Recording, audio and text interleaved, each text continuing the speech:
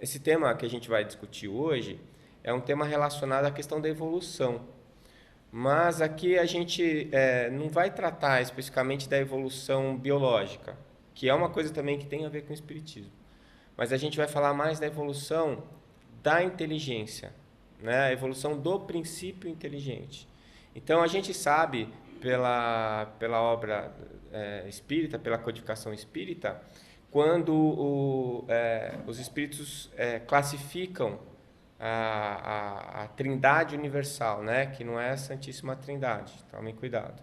A Trindade Universal, quando os espíritos explicam para Kardec que tudo no universo se resume a 3 coisas: Deus, causa primária e origem de todas as coisas, o princípio inteligente e o fluido cósmico universal, que é o princípio material, né? E a partir daí, tudo que existe é uma recombinação desses 2 fatores a partir das leis divinas, das leis naturais que foram estipuladas pela causa primária e origem de todas as coisas, que é Deus, né? Então, dentro dessa visão, nós temos a evolução material, que é uma coisa perceptível, que os biólogos estudam muito bem, né? Apesar das teorias de evolução serem muitas, porque ainda são incompletas, né? O lamarckismo, darwinismo, neodarwinismo, né? Agora a origem implícita da vida. Todas essas teorias têm verdades e têm lacunas, porque falta o conceito da reencarnação para que elas se completem, né? Mas a matéria, ela evolui na medida em que a inteligência evolui e transforma a matéria. Então a gente vai falar um pouquinho sobre essa evolução do princípio inteligente, fazendo a correlação com a questão biológica e material, tá bom? Então, vamos lá.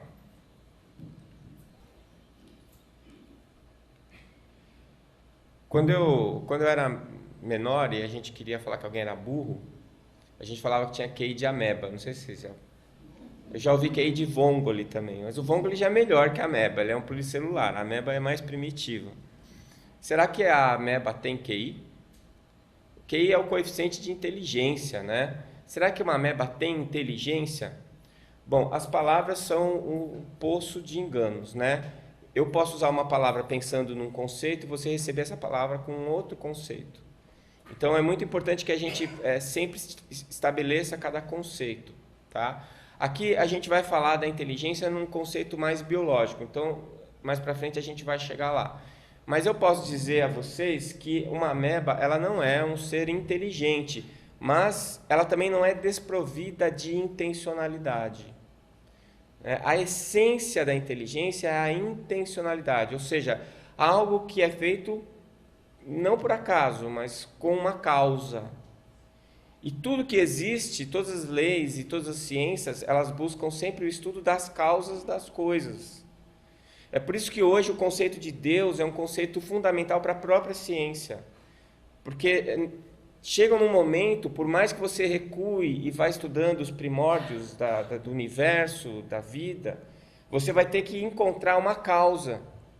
E aí os espíritos já disseram para Kardec, Deus é causa primária e origem de todas as coisas. Então, Deus é um conceito necessário, primordial, para a própria ciência evoluir os seus pensamentos e as suas hipóteses, tá?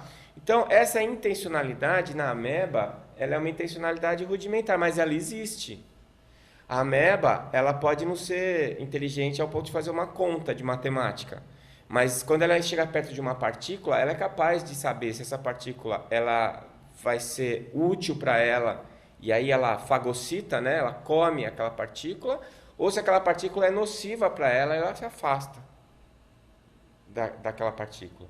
Ela sabe, por exemplo, como digerir o que ela adquiriu do meio e transformar isso em energia para ela continuar funcionando. Ela sabe, por exemplo, como se multiplicar para que a espécie dela não desapareça.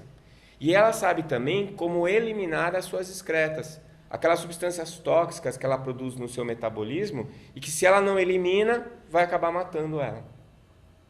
Então vejam vocês que ela tem um certo grau de intencionalidade, e essa intencionalidade é fundamental para que ela exista e sobreviva no meio onde ela está inserida. E a própria relação dela com o meio ambiente onde ela vive é fundamental, porque essa capacidade de adaptação às mudanças do meio é que fazem com que os animais, os seres vivos de uma maneira geral, possam continuar existindo, né? É mais forte o animal que se adapta mais rápido às condições do meio. Tá certo? Eu sempre brinco com os meus filhos. Eu tenho 3 filhos, um só que come bem, os outros 2 só come determinadas coisas, não gosta disso, não gosta daquilo. Se não tem o que ele gosta, ele não come, né? Aí eu aviso eles, pelas leis da evolução, vocês vão ser extintos. Então você tem que ter uma capacidade de se adaptar rapidamente. Eu nunca comi isso, mas hoje vai ter que comer. Mas eu não gosto disso. Não gosta, mas é isso que vai ser hoje.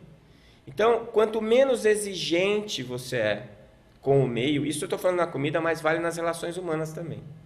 Quanto menos exigente você é com as pessoas e com as coisas que você tem à sua disposição, mais feliz você é, mais forte você é, mais capaz de se adaptar ao meio você é. Né? Então, se você mora em Santos, em Campo Grande, em Nova York, em Londres, se você é uma pessoa cheia de critérios e de exigências, a sua chance de ser infeliz em qualquer um desses lugares é a mesma. Se você é uma pessoa mais maleável e que se adapta rapidamente ao meio, não tem tantas exigências, então provavelmente você vai ser feliz em qualquer canto do mundo que você tiver. Tá certo? Então, essa é o que os biólogos chamam de automatismo celular. Né? Então, essas aqui são 3 amebas, provavelmente fazendo uma conferência, essa aqui está palestrando, né? E está explicando como é que faz para se alimentar, para eliminar suas excretas e tudo mais. Tá? Isso daí é uma coisa que a gente observa em seres elementares, que são as amebas, por exemplo, que são unicelulares. Cada célula dessa aqui é um indivíduo por si só. Tá? Que são o início, a saída do processo evolutivo. Os seres unicelulares, em um determinado momento da evolução, eles começaram a perceber que se agregando, eles seriam mais fortes. Se juntando, eles poderiam ser mais felizes, mais bem-sucedidos no meio onde eles vivem. E seguindo a escala evolutiva, né, a escala filogenética, a gente sai dos unicelulares para as esponjas. Isso aqui é uma foto de várias esponjas do mar. Não sei se vocês estão dando para ver, né? Ela não tem uma forma definida. O interessante das esponjas é que são seres pluricelulares, mas todas as células que formam uma esponja são exatamente iguais, né? Que é bem diferente do nosso corpo, por exemplo. Nós somos seres pluricelulares, né? Apesar de alguns de nós ainda quererem manter o QI da ameba, mas a nossa estrutura é para muito mais que isso, né? E nós temos vários tipos de células associadas que compõem o nosso corpo, como se fosse uma sociedade, cada célula desempenhando uma função mais específica. É a mesma coisa, você pega uma dona de casa que mora na fazenda, ela sabe fazer queijo, ela pega o leite, ela vai lá, pega o ovo lá no galinheiro, ela faz iogurte, ela tem pão, ela tem uma capacidade grande de fazer várias coisas, né? Mas ela, por exemplo, não consegue fazer determinadas coisas muito específicas, né? Mais complexas, por causa dos recursos que ela tem lá. Agora você pega uma mesma dona de casa que mora numa cidade grande, ela não sabe fazer pão porque tem o padeiro que faz. Ou ela até sabe, mas não precisa fazer.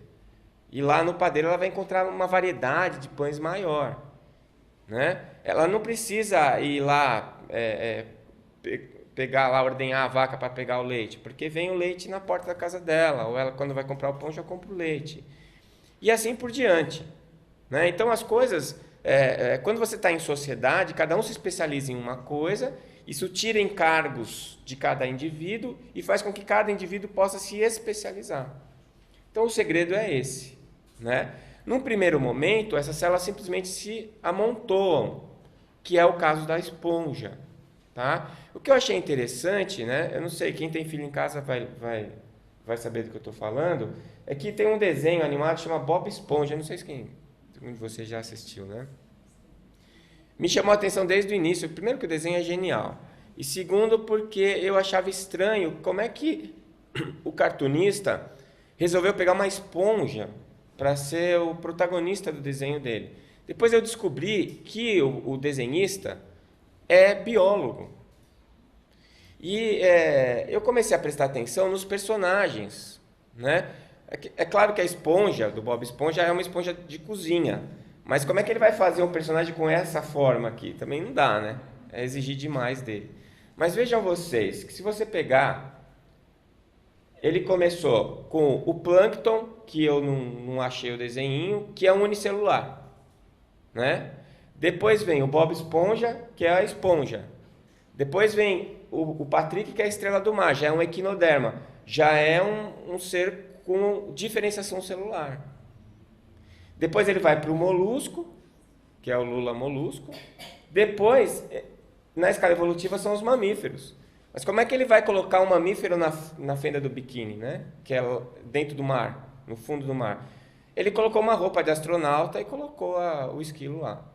E se você for ver, ele é o personagem mais inteligente, né? A Sandy é quem sabe todos os truques, é a mais forte, a mais inteligente, é a mais descolada, né? E o Patrick e o Bob Esponja são ingênuos. E o molusco no despertar, né, da consciência é o chato, né? Então, vocês vejam que interessante, porque se você pegar o desenho, você vai ver que ele colocou nos personagens, além dele estabelecer a escala filogenética, né, do unicelular até o mamífero, ele deu uma certa característica para cada um desses personagens que são interessantes de você avaliar. Porque o que está acontecendo aqui? A partir de um certo momento, nessa diferenciação celular, começam a aparecer umas células muito especiais, que são as células nervosas. Células nervosas são células irritáveis. Não irritáveis de se irritar com qualquer coisa, irritáveis de capazes de perceber mudanças no meio ambiente rapidamente. O que é uma grande vantagem, lembra que eu falei na capacidade de adaptação. E essas células irritáveis, elas começam a se aglomerar para formar um sistema nervoso. Então, nesse processo de especialização das células, as células se agrupam em determinadas tarefas grandes. Por exemplo, a tarefa de adquirir o oxigênio do meio. Então, várias células se organizam em tecidos, esses tecidos se organizam em órgãos, que têm a função primordial de captar o oxigênio e eliminar o CO2, o que a gente chama de sistema respiratório. Depois você tem o sistema circulatório, o sistema locomotor e assim por diante. E o último sistema que se desenvolveu é o sistema nervoso. Dentro dessa capacitação que o animal vai adquirindo, dentro dessas novas células que aparecem com essa função de capacidade de perceber mudanças do meio, elas começaram também a desenvolver uma capacidade de interpretação e de emissão de respostas. E aí, quanto mais células nervosas vão surgindo, e quanto mais vai se desenvolvendo o sistema nervoso, mais esse animal vai se tornando capaz de escolher, de perceber o que está acontecendo no meio e de responder a essa mudança de uma maneira objetiva, né? O primeiro passo, depois desse automatismo celular, é o que a gente chama de instinto, que é uma resposta automática que ele dá às alterações do meio. Esse instinto já é uma propriedade do sistema nervoso. Tá? Aula de biologia hoje, ninguém avisou vocês, né? Não tinha nada de espiritismo. Então vejam vocês que o automatismo celular que tinha lá na ameba, será que ele desapareceu no animal pluricelular? Quando eu ganhei essa diversidade de células com tarefas diferentes, será que o automatismo celular desapareceu? Não. Porque as minhas células, uma célula muscular, por exemplo, que é uma célula específica, né, que tem uma função específica, que é produzir tensão, né, desenvolver força, essa célula continua se alimentando, continua tendo metabolismo, continua excretando os seus catabólitos. Então, ela continua com as mesmas funções que a ameba tinha. Então isso não se perde. É mais ou menos como a construção deste prédio aqui. Um dia, alguém que decidiu construir esse prédio, limpou o terreno e colocou o primeiro tijolo. Onde é que está esse primeiro tijolo? Continua lá no mesmo lugar. Com qual função? Com a mesma função. Só que ninguém mais pensa nele. Ninguém mais sabe quem foi o primeiro tijolo. Porque ele foi subjugado por todo o resto da estrutura. Se hoje aqui a gente está falando e tem luz, tem água, tem luminosidade, é porque vários elementos concorreram para que isso daqui estivesse desse jeito. Mas o primeiro tijolinho ainda está lá. Se você constrói um prédio de 5 andares, quando você chega no 5º andar, o primeiro andar não desaparece. Ele continua lá. Só que ele agora é só o primeiro andar. Em um certo tempo ele era o prédio, antes de eu construir o 2º andar. E quanto mais andares eu construo, mais subjugado ele fica. Então, a evolução, ela acontece nessa medida. Eu não vou perdendo as coisas que eu conquisto, mas elas vão tomando o seu lugar, como se fosse um mosaico. E André Luiz chama a atenção disso, explicando para a gente no livro Evolução em Dois Mundos, a consciência fragmentária. O que é a consciência fragmentária? Nós aprendemos cacos de informação. Esses cacos são colocados no nosso painel. E aí nós vamos crescendo e aprendendo e colocando vários caquinhos. Um belo dia você olha e você tem um painel enorme, um mosaico gigantesco, com imagens complexas, lindas, formadas pelos pequenos caquinhos que a gente aprendeu. Com o aprendizado que a genética nos trouxe, o projeto Genoma, a gente coloca isso objetivamente na genética. O primeiro animal que aprendeu a sintetizar osso, o primeiro vertebrado, tem um pacotinho de genes que são capazes de produzir o esqueleto. Este pacotinho é o mesmo, os genes que produzem o esqueleto são os mesmos, desde esse primeiro vertebrado até o mamífero. É o caquinho. Não é? Todas as aquisições biológicas, elas estão incluídas no nosso genoma, e quando foi feita a análise do genoma humano, nós percebemos que a maior parte dos nossos genes estão relacionados aos genes das bactérias. Por que isso? Porque foi lá que nós aprendemos o metabolismo, foi lá que nós aprendemos a excreta, foi lá que nós aprendemos tudo que nós sabemos que é fundamental para a nossa sobrevivência e evolução.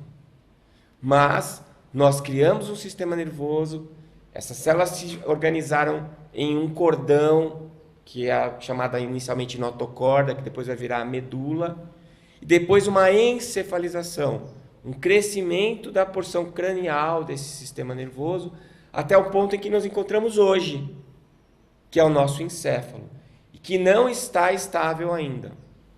Nós ainda estamos evoluindo com o nosso sistema nervoso central. Né? O nosso lobo pré-frontal é altamente instável. A tendência é que cada vez nossa testa seja maior. Né? Vai chegar um momento que a gente não vai precisar mais usar boné. Já faz sombra com a testa. Né? Essa é a evolução. Como o dedinho mínimo do pé está desaparecendo e outras estruturas que têm um objetivo de estarem lá. Né? Para que serve? Não serve para nada. Não, serve sim. Serviu, pelo menos. E agora está num processo de evolução. Né? Como outras estruturas estão surgindo.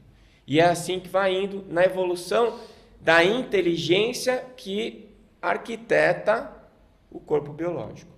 A cada encarnação, nós trazemos todas as nossas novas aquisições para o projeto que nós vamos construir, sem desperdiçar aquilo que já foi aprendido. É sempre construindo num processo de adição dessas estruturas. Né?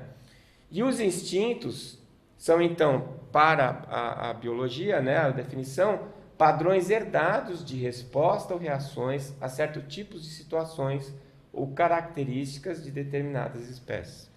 Por exemplo, o coelhinho selvagem, ele sabe que se ele sentir o cheiro do leão da montanha, é para ele correr. Na direção oposta de onde está vindo o cheiro. Né? Se ele não aprendeu isso, ele foi devorado pelo leão da montanha e não deixou descendentes. Certo? Então, o que é o instinto? É um padrão de comportamento que garante a sobrevivência do animal. E uma vez aprendido, ele é transmitido para as outras gerações. O instinto, ele não necessita de pensar, ele é automático. Ele já foi estabelecido. E nós, será que não temos instinto? Temos. Né? Aliás, ele é a causa, muitas vezes, da nossa sobrevivência e muitas vezes é a causa da nossa desgraça. Porque nós estamos num patamar evolutivo em que os nossos instintos eles devem ser hierarquizados, eles devem ser subjugados. Porque nós já temos um outro recurso, que é o raciocínio. Agora sim a gente pode começar a falar em inteligência. Raciocinar significa avaliar, né? Significa julgar, prestar atenção, decidir o que é melhor e o que não é. Enquanto o instinto é o que a gente poderia chamar de inteligência automática, né? Quem desses dois animais aqui está tentando sobreviver? Os dois. A gente fica com pena do da frente, mas se o de trás não pegar o da frente, morre ele e morre sua prole. Não é? E aí é um jogo de instintos, porque esse aqui fica parado sentindo o cheiro. Como esse aqui sabe que ele sente o cheiro, ele sempre tenta se aproximar contra o vento, que é para o outro não sentir o cheiro, né? E aí ele fica agachado para esse aqui não vê-lo. Mas o outro, em compensação, não consegue, não fica muito tempo comendo, levanta e olha para todos os lados, para ver se não tem ninguém agachado se escondendo. Então vejam que, apesar de existir um instinto que os motiva, já existe algum grau de inteligência quando você arquiteta o ataque, na estratégia de ataque e na estratégia de defesa. Quer dizer, mesmo que o guepardo saiba que ele tem que chegar contra o vento, ele vai ter que fazer a análise da distância em que o servo está, o ambiente geográfico em que ele tem, por que lado que ele pode correr para conseguir acuar o servo. Alguns desses felinos, eles trabalham em equipe. Então veja que a coisa já vai indo para um novo patamar. E a coisa não é assim, até aqui é automatismo celular, aqui parou, a partir daqui já é instinto, aqui parou, a partir daqui já é inteligência. Não, as coisas vão se fundindo, porque é um processo. E nesse processo existem alguns marcos, mas o processo ele se inicia lentamente e ele vai até o momento em que se termina esse processo definitivamente. Tudo na vida é assim, são ciclos que evoluem por processos. E esses processos eles não têm um momento, um limite preciso. Eles têm, às vezes, marcos que podem ser bem definidos, mas os limites são bastante imprecisos. Tá bom? Então, o instinto é como se fosse uma inteligência automática que nós temos até hoje. Tem aquele botãozinho vermelho. Diante de determinada situação, você aperta o botão vermelho, né? Aí você grita, sai correndo, fica branco, seu coração dispara, aumenta a sua frequência cardíaca para aumentar o fluxo de sangue para os seus músculos, para você estar apto para fugir, se não der para fugir, lutar, né? Vasoconstrição periférica, porque se você se ferir não vai sangrar, não é assim? Sua pupila dilata, você fica atento, começa um tremor, porque seus reflexos estão aumentados, você está pronto para um ataque, né? E isso extremamente útil para quando você está na selva, quando você está numa situação realmente de ataque verdadeiro. O problema do ser humano é que nós podemos entrar nesse modo de ação, alerta, eminente, sentado em casa, na televisão, diante da televisão, abrigados, alimentados. É só você assistir o Jornal Nacional. E de repente parece que tem um leão da montanha querendo te pegar. Parece que tem um guepardo se preparando para te atacar, né? Porque nós criamos as situações de emergência quando a gente tem a notícia do preço da gasolina, né? De todos dos novos presidentes do nosso legislativo, e assim vai. E aí você começa a se preocupar, você se preocupa com você, você se preocupa com o seu emprego, você se preocupa com seus filhos, você se preocupa com o seu país, você se preocupa com tudo, daqui a pouco você já está hipertenso, já está com úlcera, né? Já está com um monte de complicações fisiológicas. Por quê? Porque o modo de emergência, ele só poderia ser ativado na emergência. Se você ativar a emergência o tempo todo, você sobrecarrega o sistema. Na verdade, é isso que acontece com a gente. Então, o estresse eu já ouvi isso aí. Estresse é a doença do homem moderno. Estresse não é doença. Estresse é uma reação fisiológica fundamental para a sobrevivência do ser. Se você entra em contato com o vírus da dengue e seu organismo não entra em estado de estresse fisiológico, você morre de dengue. Se você pega uma bactéria no seu pulmão, por mais fraquinha que ela seja, se seu organismo não reage com o estresse fisiológico, você morre de pneumonia. Né? E assim por diante. Se você está diante de uma situação de alarme, como por exemplo, alguém que tenta te assaltar, ou você atravessando a rua e de repente percebe que vem vindo um caminhão na sua direção, e se você não entra em estado de estresse, o que acontece? Você vai morrer. Não é? Então, se não fosse o instinto, a gente poderia ter uma cena como essa, por exemplo. O cara está sendo engolido por um tubarão e está tudo beleza. Né? Quer dizer, esse não deixa descendentes, né? Porque morre antes. Aí é Darwin, lei de Darwin. Tá certo? Então, como tudo na vida, o meio é o melhor caminho. Nem ser muito tranquilo demais, você precisa planejar, precisa ter uma estratégia. E nem estressado demais, senão nada que você planeja dá certo. E você acaba morrendo de infarto agudo do miocárdio. Né? O instinto, ele é basicamente estruturado para a sobrevivência. Aliás, o automatismo celular também era, lembra?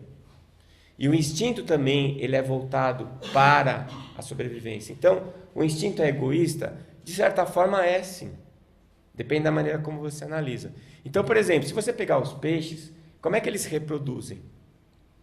O peixinho nada do lado da peixinha, os dois ficam animados, a peixinha coloca os ovos e o peixinho joga o esperma, os dois na água. E aí o óvulo é fecundado pelo esperma na água e os ovos ficam expostos, né? Até que nascem os peixinhos. O que acontece com esse tipo de reprodução? Primeiro, que um monte de outros peixinhos vão comer os ovos. Depois que quando os peixinhos nascem, eles nascem absolutamente indefesos. E aí eles vão ser presa também para outros peixinhos. Então, como é que dá certo isso? Dá certo porque eles põem centenas de ovos a cada reprodução. São 200, 300, 400 ovos a cada reprodução. Tem um tipo de peixe, quem gosta de aquário sabe, o lebiste, é um que tem o rabo todo coloridinho, ele já é um ovo ovivíparo. Então, a fecundação já é dentro da fêmea, então ele não põe ovo. Quando o peixinho está pronto, a fêmea ela faz o parto do peixinho e ele já nasce assim. Então, eles resolveram um problema, que é os outros comerem os ovos. Mas o peixinho ele já nasce tendo que se virar. Então, no aquário, quando ele nasce, a primeira coisa que ele faz é correr para o fundo e se enfiar no meio das pedrinhas. Porque senão os outros vão comer, inclusive os pais. Né? Então, vejam, existe aqui um grau de sobrevivência, mas existe uma certa independência, é mais cada um por si. Com a evolução, ainda mantém-se o instinto, mas você veja que alguns animais, como os mamíferos, por exemplo, eles cuidam da prole. Então já não precisa ter tanto filhote. Uma tartaruga põe 200 ovos a cada postura, mas ela enterra os ovos e vai embora. Cada tartaruguinha que se vire. De cada 200 sobrevive uma, às vezes duas. Em compensação, elas vivem 100 e tantos anos. Não é? Elas sobrevivem se elas passarem da primeira infância. Então, o que vai acontecendo é que quanto mais os pais cuidam, menor é a prole. Porque a chance daquele indivíduo sobreviver no meio é maior. Então, animais como os seres humanos, o elefante, por exemplo, né? Os mamíferos de uma maneira geral, cada ciclo reprodutivo, a fêmea produz um filhote. Mas a chance desse filhote sobreviver é muito grande. Então, já começa a aparecer alguma coisa interessante, porque o próprio instinto, ele já traz um rudimento de amor, porque ele exige cuidado. Você vai cuidar. Por que você vai cuidar de um outro indivíduo? A troca de que você faz isso? Bom, para a sobrevivência da espécie. Mas será que a lobinha aqui está pensando nisso? Fala, não, eu li o livro dos espíritos e eu sei que se não sobreviver os meus filhotinhos, vai chegar uma hora que eu não vou ter corpo para reencarnar. Vou ter que mudar de planeta. Vai saber onde eu vou parar. Em Capela é que não vai ser, né? Nós já viemos de lá. Então vejam vocês que existe nesse processo que eu falei, o desenvolvimento de uma necessidade de cuidar do outro, né? E aí você vai ter coisas bastante interessantes, como a gente observa na relação dos chimpanzés, dos gorilas, com os seus filhos, com seus filhotes. Inclusive na descendência hierárquica do grupo, ao ponto de alguns chimpanzés, o macho alfa, matar o filhote porque ele se sente ameaçado pelo filhote na sua predominância. Então, é um rudimento de amor isso? Não, ele está matando o filho, mas ele ele sabe que a chance daquele filhote sobreviver é muito grande. E ele tem que fazer isso contra a fêmea, que protege o filho, inclusive com a sua vida, muitas vezes. Né? Então, aqui, veja que nós já estamos ensaiando um amor incondicional. Ensaiando, porque isso não é incondicional. Né? É igual a gente com um filho. Quando o teu filho nasce, você gosta dele e não sabe por quê. Você cuida dele e cada vez você gosta mais dele. Aí você fala assim, nossa, eu gosto desse cara incondicionalmente, de qualquer jeito eu gosto dele. E é verdade, isso por um tempo. Mas quando ele começa a demonstrar a personalidade dele, e a hora que ele entra na puberdade, e que vem os influxos do passado, ele começa a expor quem ele é como espírito, aí você já começa a entrar em conflito. E aí você descobre que ele não era tão incondicional. Você ama ele, mas você quer que ele seja feliz do seu jeito, né? A gente quer que os nossos filhos sejam felizes segundo o nosso conceito de felicidade. Você quer que ele faça determinada coisa porque você acha que isso vai ser melhor para ele, né? Ah, meu filho, tem que ser médico, engenheiro ou advogado. Não, mas eu quero ser músico. Você está louco? Músico? Não, de jeito nenhum. Né? E assim vai. Quer dizer, na verdade, será que é tão incondicional assim o amor? Aí ele arruma uma namorada, a sogra nunca gosta da namorada, não é mulher para o filho dela. Né? E assim a coisa vai caminhando. Tinha uma propaganda da Danone na televisão, não sei porque eles tiraram, que eu achava genial. Era a mãe dando o Danoninho para o filho, e falando, come meu filho, o menino no cadeirão pequenininho, come meu filho, para você ficar forte, bonito. Aí ela deu outra colherada, parou para pensar, falou assim, aí você vai arrumar uma namorada, né? Aí você vai casar com ela, vai embora, não vem nem no Natal, seu sem vergonha, você catou o Danoninho e foi embora. O menino ficou assim, olhando, sem perceber, sem saber o que estava acontecendo. Será que é tão incondicional assim nosso amor pelos nossos filhos? Não, mas pelo menos a gente experimenta um bom tempo da nossa vida esse amor incondicional. A gente já tem uma boa ideia do que a gente tem que desenvolver nos nossos corações, né? E assim é que as coisas vão indo e a gente vai aprendendo, né? Porque quando a gente chega nesse estágio, que é o estágio da inteligência, a gente já é capaz de analisar, né? Então a inteligência pode ser definida como capacidade mental de raciocinar, planejar, resolver problemas, abstrair ideias, compreender ideias, linguagens, capacidade de aprender coisas complexas. Né? Isso daí é inteligência. E o raciocínio é interessante porque, num primeiro estágio, o nosso raciocínio é fragmentado. Quem tem cachorro em casa sabe disso. O cachorro, às vezes, ele tem alguns momentos em que ele está sentado assim, ele fica parado olhando para o futuro. Assim. Vocês já perceberam isso? Aí você fica pensando, puxa, o que será que ele está pensando, né? Não está pensando. Aliás, é um privilégio dos cachorros isso, porque em alguns momentos da vida da gente, a gente reza para parar de pensar, né? E nem dormindo a gente para, né? A vantagem é essa, você ter folga. A desvantagem é que quando você tem um raciocínio fragmentado, a sua capacidade de encadear ideias complexas é bem mais baixa. Mas ela existe. Então, por exemplo, eu tenho um cachorrinho lá em casa, o Nick. Quando ele está com fome, esquecem, porque cachorro que tem muito dono morre de fome, né? Diz o ditado. Lá em casa são 3 filhos, mas eu e a minha mulher. Todo mundo acha que alguém já pôs comida para ele. mas às vezes passa que ninguém põe. E aí ele aparece com o pote na boca, entra dentro de casa e sai jogando o pote para todo lado fazer barulho. Quer dizer, ele sabe que a gente tem que pôr a comida para ele, que é no pote, e que se ele chamar a atenção a gente lembra. Aí alguém sempre fala assim, ninguém pôs comida pro Nick. Aí fala assim, Diego, põe lá. O Diego fala, põe você, eu pus ontem. E aí fica a discussão e o cachorro lá, plaque, plaque, plaque, com o potinho. Entendeu como é que é? Quer dizer, o Nick, apesar dele ter um pensamento fragmentado, ele já conseguiu conectar as pessoas, a comida, o potinho e ele. Né? Então, no momento em que a gente consegue pensar o tempo inteiro, como é que a gente sabe que o cachorro só pensa... É só perguntar para ele. Vocês nunca perguntaram? Não, você faz um eletroencefalograma do cachorro e as áreas corticais que fazem o pensamento complexo ficam inativadas em alguns momentos. Coisa que no ser humano não fica. Até a gente dormindo, a gente tem atividade. Né? Bem baixa, mas tem. Tá? Então vejam que no momento em que a gente entra nessa faixa, e na minha opinião é um dos marcos da hominização, quando o espírito deixa de ser um espírito animal para se transformar em um espírito hominal, aí a gente ganha essa capacidade de raciocínio contínuo. E lá na frente, né, no meu caso, bem lá na frente, quando eu aprender o amor incondicional, eu saio do estágio hominal para entrar no estágio angelical.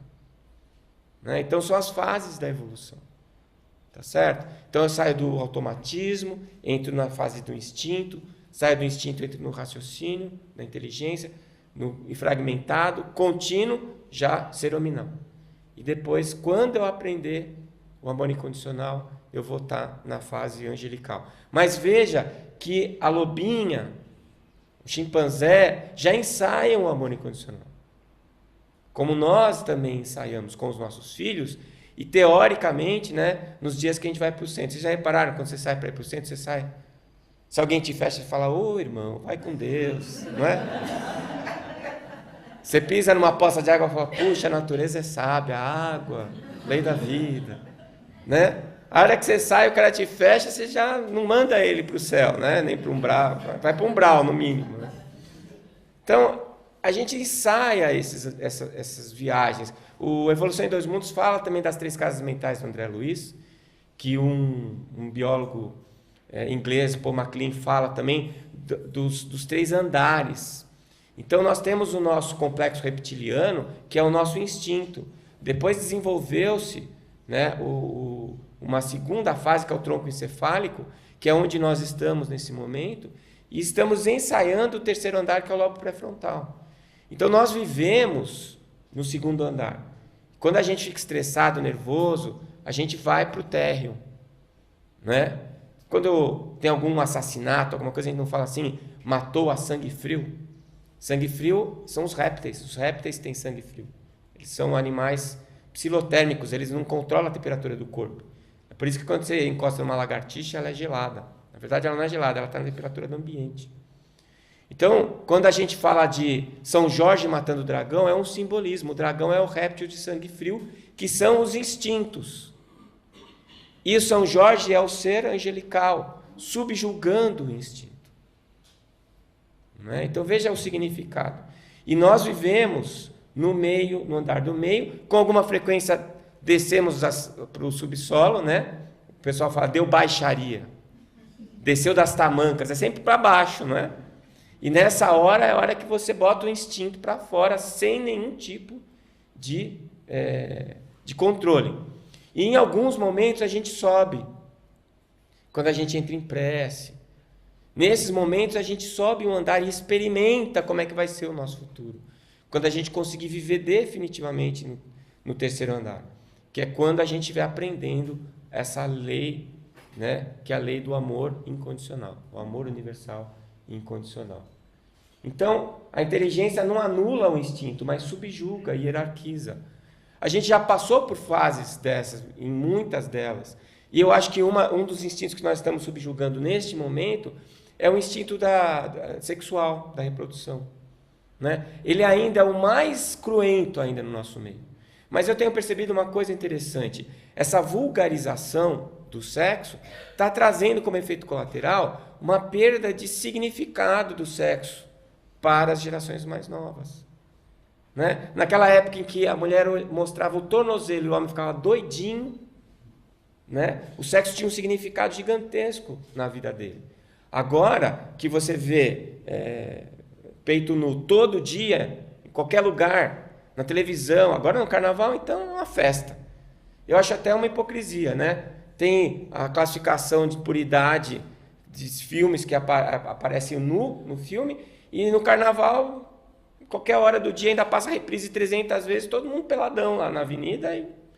E eu fico, às vezes, envergonhado, eu olho para os meus filhos, ele já viu tanto peito na vida dele, na televisão, que ele não liga mais, ele não acha nada de novo. Então eu fiquei pensando nisso. Já vulgarizou, já não tem aquele peso. Então ele já tem mais condições de hierarquizar aquilo. Então ele consegue disciplinar o instinto. Falar, olha, meu amigo, peraí, não é assim não. Quem manda aqui sou eu. Não é? É a mesma coisa que aconteceu com a fome, por exemplo. Você é uma pessoa educada, está numa festa, você fica esperando cantar parabéns para comer o brigadeiro. Você não vai roubar o brigadeiro antes. Vocês roubam o brigadeiro antes? Parabéns. Na evolução, você vai parar de roubar o brigadeiro. Tá certo? Então, a condição social, ela te ajuda nessa subjugação a partir dos consensos sociais éticos, o que é considerado certo e o que é considerado errado. E nisso nós evoluímos em conjunto. A escravidão, por exemplo, até outro dia, era considerada lícita e pessoas de bem tinham escravos. Porque a sociedade aceitava isso. Até o momento em que a sociedade deixou de aceitar. E hoje, eu não conheço ninguém que ache isso certo. Roubar brigadeiro, tudo bem. Né? Mas achar que escravidão é legal também é um pouco de exagero. E as pessoas, sim, ficam indignadas com isso. A nossa capacidade de indignação é sinal de evolução. Né? E coisas que hoje aparecem no mundo inteiro e que todo mundo se indigna, aconteciam correntemente há 20, 30 anos atrás e ninguém nem ficava sabendo, porque todo mundo achava aquilo normal. Lamentava, mas achava normal.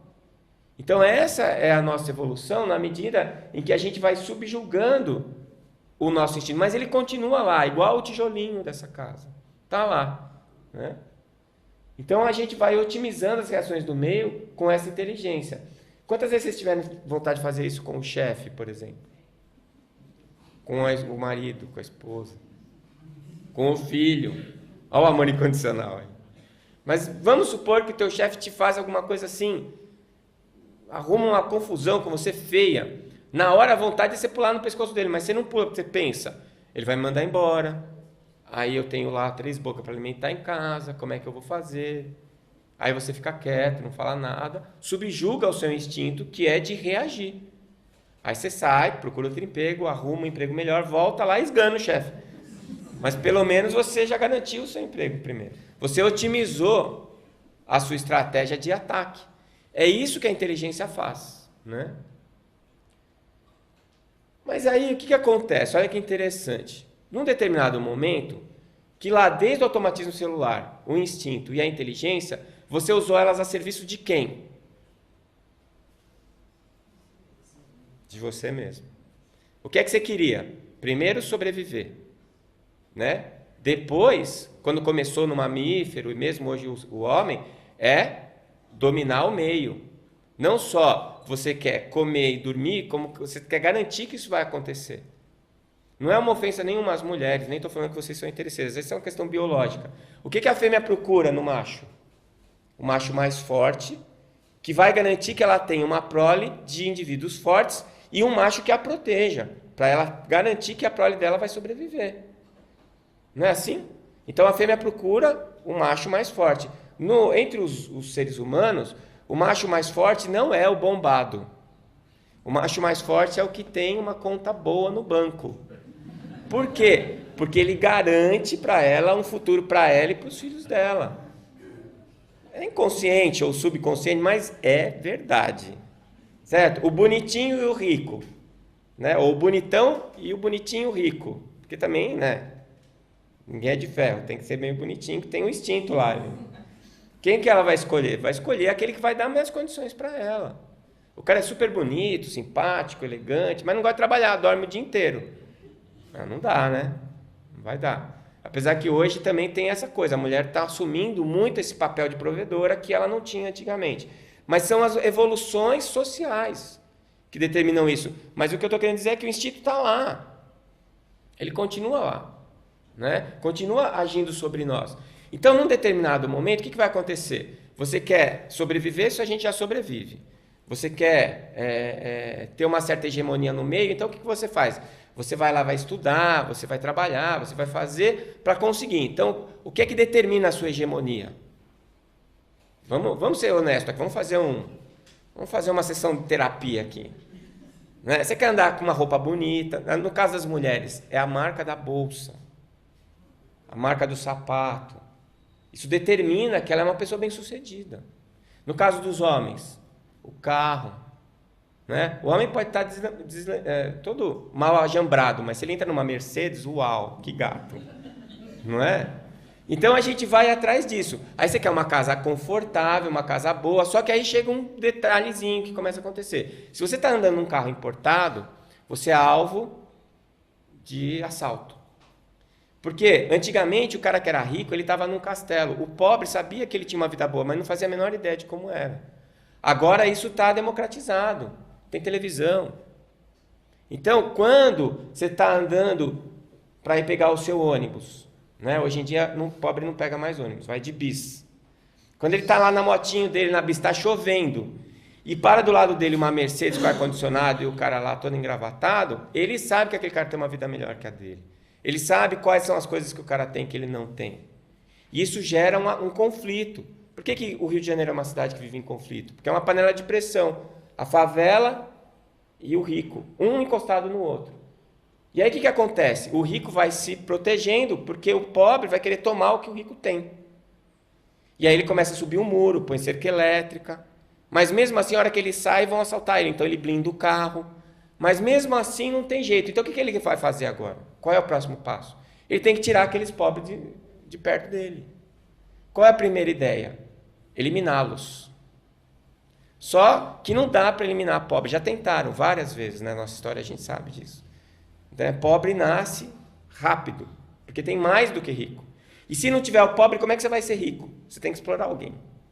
Né? Não que todo rico explore alguém, mas assim, tem que ter alguém para fazer a parte mais difícil. Não é assim que funciona? Eu estou falando de biologia. Isso é meio ambiente, ecossistema. Né? Um ecossistema social. Então, o que acontece? Chega num determinado momento em que você passa a ajudar o outro para se livrar dele. É igual cunhado.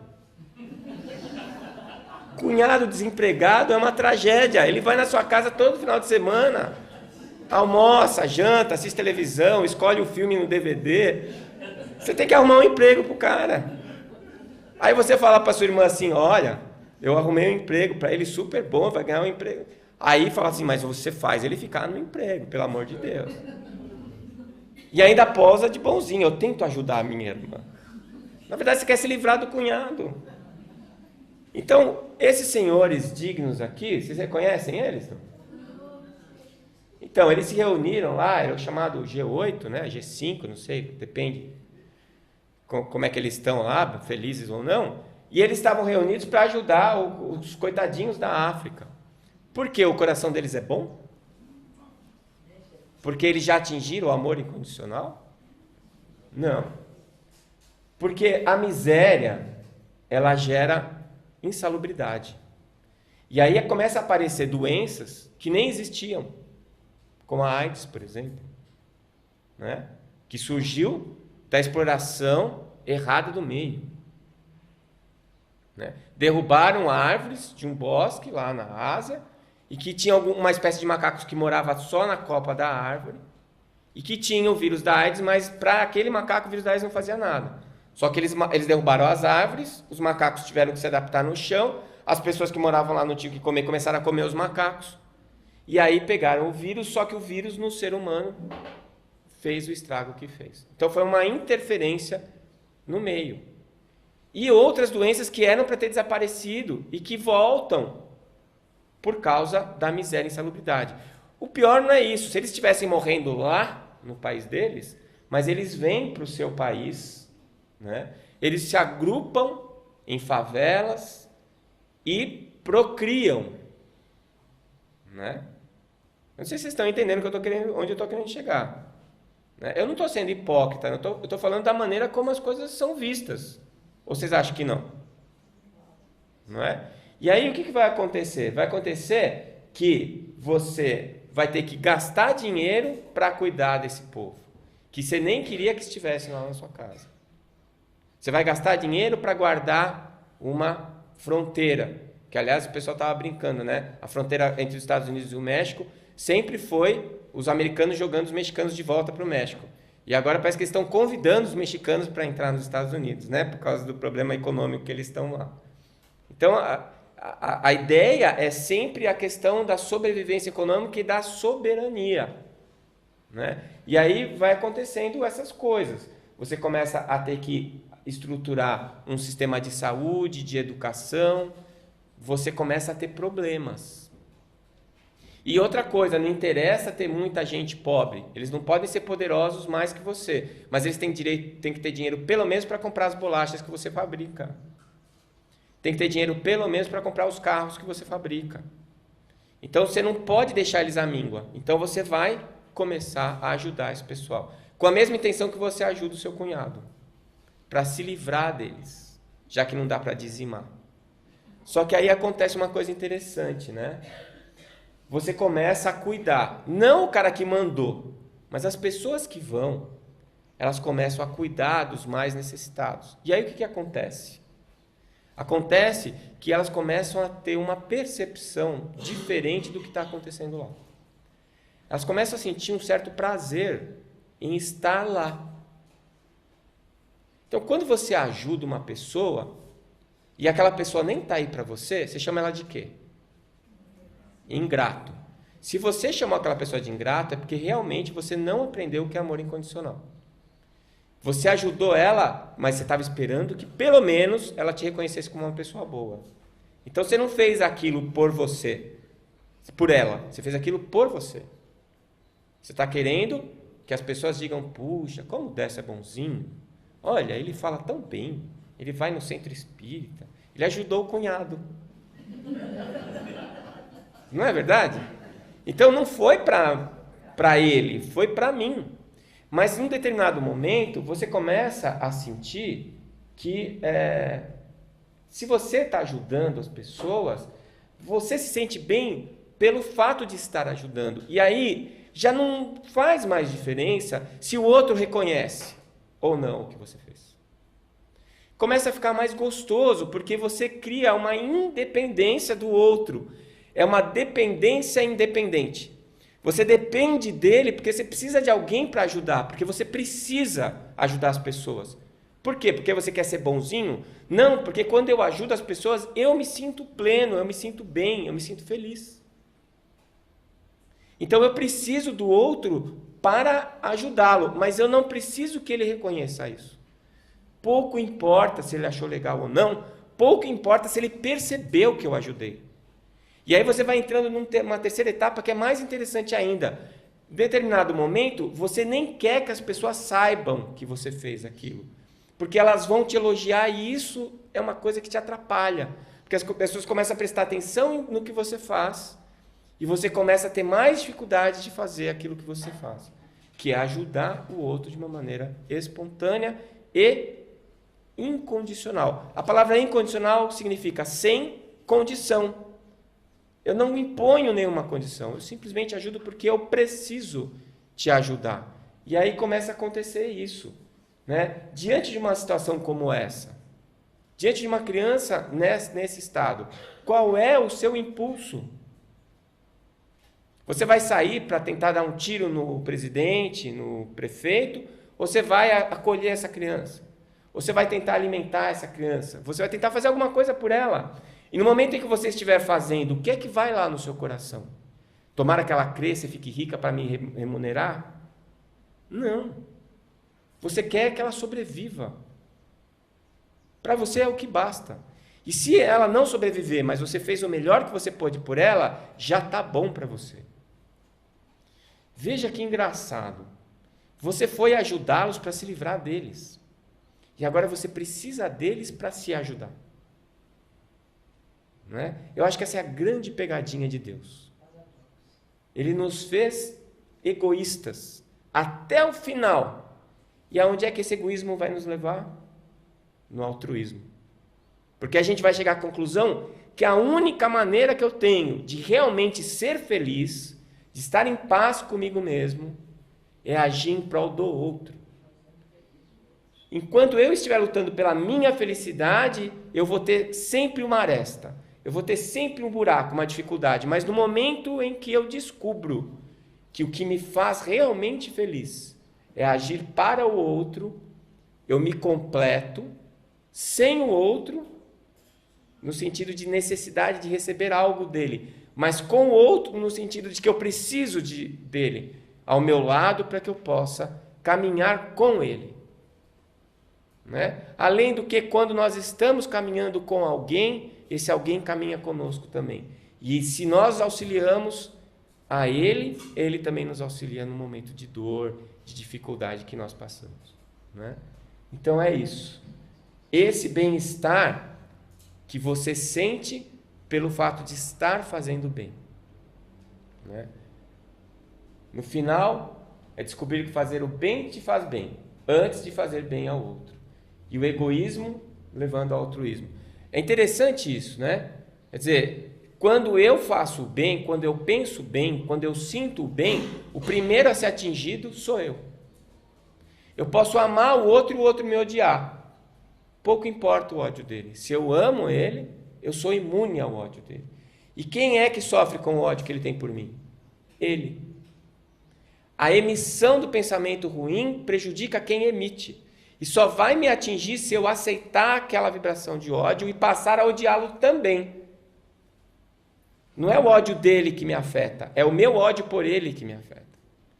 Então, se alguém vem e te roga uma praga e a praga pega, a culpa é sua, não é de quem rogou a praga. É você que gostou e quis o mesmo para ele. Né? Aquela assim, eu não desejo mal para ninguém, mas tudo que ele deseja para mim, ele vai ter para ele. Saída diplomática, mas ainda assim vingativa. Não é? Então, o amor incondicional é o último grau da evolução da inteligência. É por isso que a gente sai do automatismo celular e chega no amor incondicional, quando nós atingimos o mais alto patamar da evolução da inteligência, que é essa percepção que racionalmente nós já temos. Né? Eu, pelo menos, estou falando isso para vocês porque eu acredito nisso. Mas eu não consigo aplicar isso na minha vida ainda. Então, a racionalidade é o primeiro passo para que eu instale esse conhecimento no meu coração, no meu espírito. Aí sim, quando eu conseguir fazer isso, eu atingi o mais alto grau de evolução. Então, a receita para ser feliz, né? É um atalhozinho que a gente propõe, que é o seguinte: você viver com metas. O que é uma meta? Um objetivo, alguma coisa que eu quero alcançar. Ter objetivos, mas abolir as expectativas. O que é uma expectativa? É algo que eu imagino que vai acontecer. Se eu imagino que vai acontecer, onde isso está?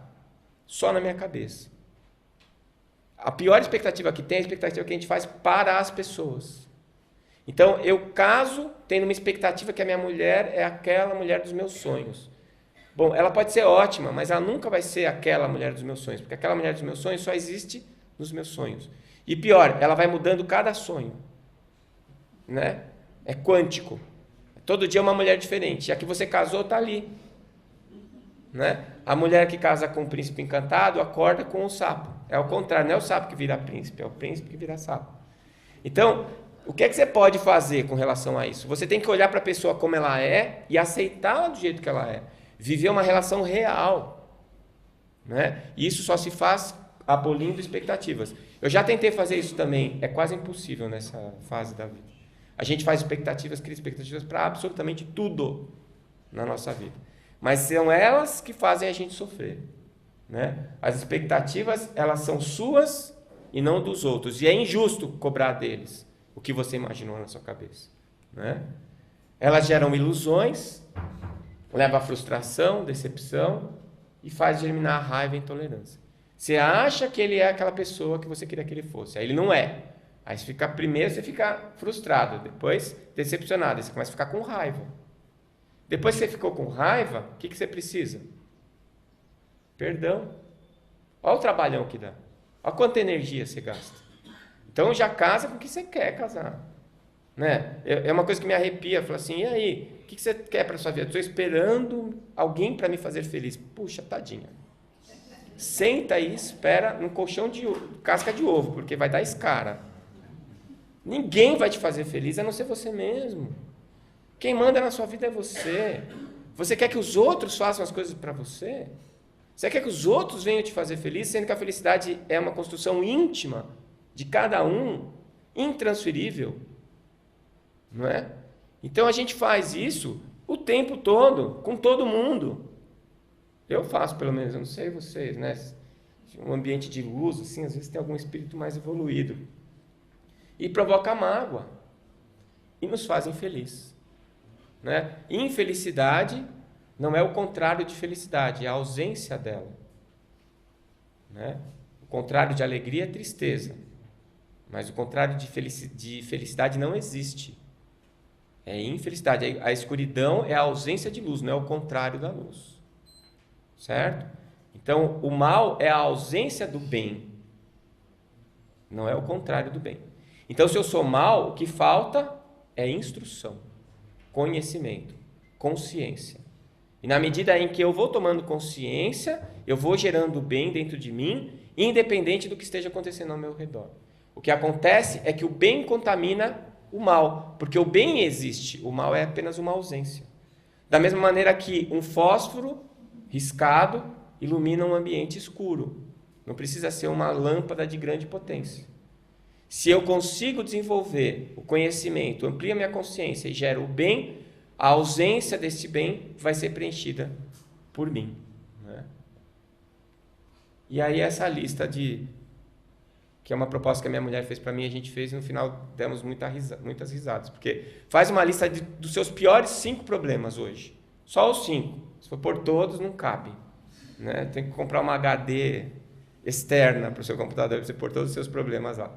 Mas ponha só os 5 principais. E depois analise friamente se todos eles não são causados por as suas expectativas.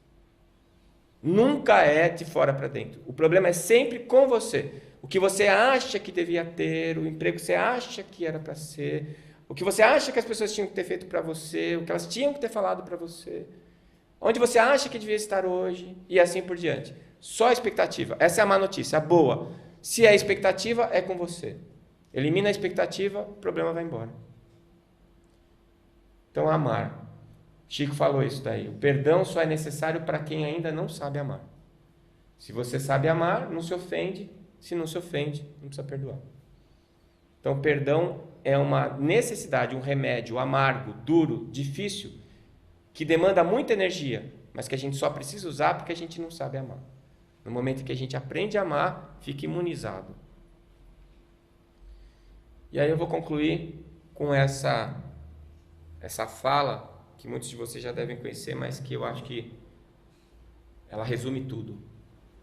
Muitas vezes as pessoas são egocêntricas, ilógicas e insensatas. Perdoe-as assim mesmo. Se você é um vencedor, terá alguns falsos amigos e alguns inimigos verdadeiros. Vença assim mesmo. Se você é honesto e franco, as pessoas podem enganá-lo. Seja honesto assim mesmo. O que você levou anos para construir, alguém pode destruir de uma hora para outra. Construa assim mesmo. Se você tem paz, é feliz, as pessoas podem sentir inveja. Seja feliz assim mesmo. Se você é gentil, as pessoas podem acusá-lo de egoísta, interesseiro. Seja gentil assim mesmo. Dê ao mundo o melhor de você, mas isso pode não ser o bastante. Mas dê o melhor de você assim mesmo. Veja você que no final das contas é entre você e Deus, nunca foi entre você e as outras pessoas. Madre Teresa de Calcutá. Eu fiz ao contrário, porque se eu começo por essa frase, eu não precisava ter feito a palestra. Aí ia perder. Muito obrigado.